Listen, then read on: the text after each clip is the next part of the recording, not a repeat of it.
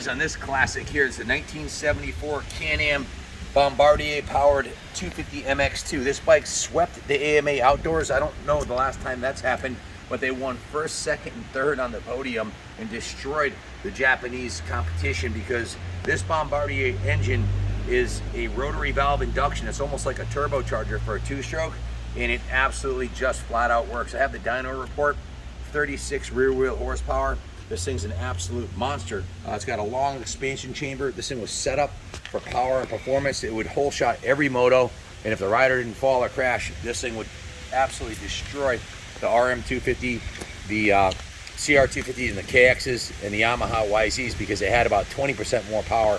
So just a fantastic bike. It came stock with a better suspension than the Japanese did out of the box. All the componentry is top shelf, and it's just a kick-ass machine. So the bikes, the first year these were on the track, the riders won gold, silver, and bronze medals at the International 6 Days Trial, which is an off-road motorcycle competition. And in '74, as I said, the first brand to sweep the AMA 250 Motocross National Championship with all 3 steps on the podium. Just a fantastic, fantastic machine. Junior raced one of these for a little while. In vintage racing, it's just a kick-ass piece. The off-road series, the AMA Enduro National Championship, Dick Burleson won it in 1976 on this same bike. It had a reputation because of the high power output. The Rotax engine has a slightly unusual style of intake. It's a compact rotary disc, which really, the plate was altered between track and trail and MX models to provide the desired power curve. The compact rotary disc is what credited this for the gain over the conventional piston port engines on the Japanese bikes. So 36 horsepower, 20% more than the competition. Here's the dyno sheet right here on the 125, 175, and 250. All 3 of them were substantially more. Here's a 250 right here, 36 horsepower. Just absolutely ridiculous. Here's the actual brochure on the MX2 showing the forward placement of the shocks, which was one of the first in the industry to do that in 1974. Just a kick-ass piece. This one here is in absolutely pristine original condition. If it looks familiar, well, we sold it a year ago at auction for $7,600, and it's being bought up for sale again. The previous owner is liquidating some of his collection, so he called us up and said, hey, would you mind relisting this for me? So here we are. The original saddle is in mint condition, as is the foam. The original graphics on the tank, which is absolutely unheard of for a motocross bike, almost 50 years old, to have the original graphics on here. These handlebars are a Can-Am signature. I'm going to start and run this bike, so stay tuned. You'll see in here why this thing's so badass. It has the original Magura grips, the original Magura lever protectors, original leather ones, just remarkable. Even has the Bombardier sticker on the forks, which is unheard of to have the sticker still there.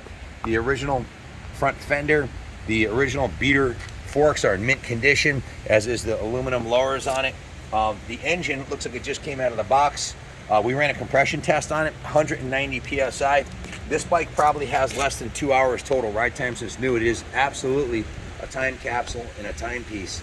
The tank, the gentleman we sold it to had it in his museum private display for the entire year, so we got it back. It still had the fuel in it that we sent it out with, so we drained the fuel, we cleaned out the petcock, put a new fuel line in it, took the carb, cleaned that out, put a fresh plug in it, put a brand new air filter in it, and it's ready to go again. You can see the chain is essentially brand new. The tires are like brand new. Everything on the bike is like brand new. Guys, the DOT stamping on the tire, 41 week of 1974. These are the tires it's had on it when it left the dealership. More proof that this thing's got less than a couple hours ride time on it. Just remarkable, and unbelievably, they look really good. They're not all dry rotted. Usually, I've seen tires 10 years old dry rot. This was obviously stored indoors, without a lot of UV, no sunlight hitting it. You can see the original frame is in mint condition. The engine cases and cylinder are in pristine condition, and I always recommend checking the bottom of the frame rails. They look brand new, and what is really remarkable is this exhaust system. If you take a peek here, it doesn't have a single ding on it. Just unheard of. The first time you ride this thing in a race with the downpipes, they would get dinged and dented. The original chain guide, the chain upper and lower. If you're looking for a bike for vintage motocross and you want to win, there's nothing better than this bike. You can see the original Bing carb has been beautifully cleaned and cosmetically preserved. The original cylinder heads, no cracked fins. The original case protectors in mint condition. All the hallmark of a rare original survivor. Original tires, original graphics, original grips, original bars. This thing is an absolute museum piece and a time capsule. You just don't find them like this. This is the only one I've ever seen in the last 20 years. This original was the one that Junior bought from a collector out of Pennsylvania that was basically right out of the crate. He actually raced that one though, so this is absolutely remarkable to find one like this. Do a cold start here and fire it up for you. Always start at the first kick.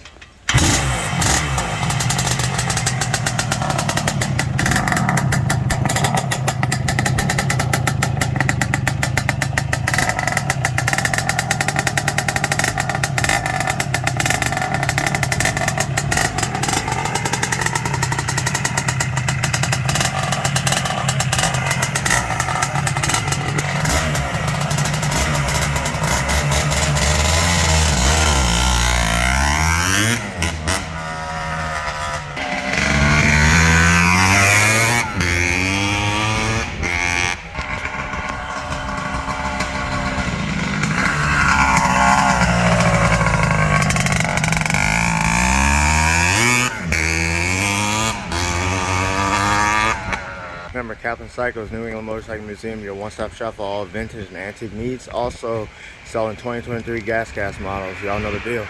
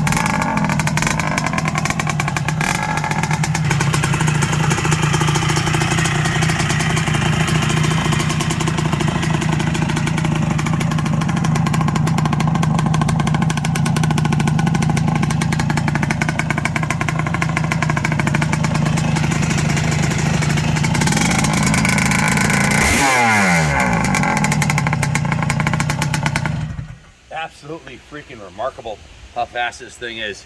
It just stands up in every gear. 36 horsepower on a 220-pound bike. The power to weight ratio is insane. To find one with all the original componentry, original tires, levers, grips, this thing is, near as I can tell, 100% original, and it's absolutely pristine. Too nice for me to take it in the dirt. I'll leave that up to the next owner. It's been on display in a private collection for a year. And before that, this came out of another private collection that the guy had his facility had radiant heat flooring and no windows in it, so there was zero UV penetration. That's why the original plastic tank didn't turn yellow.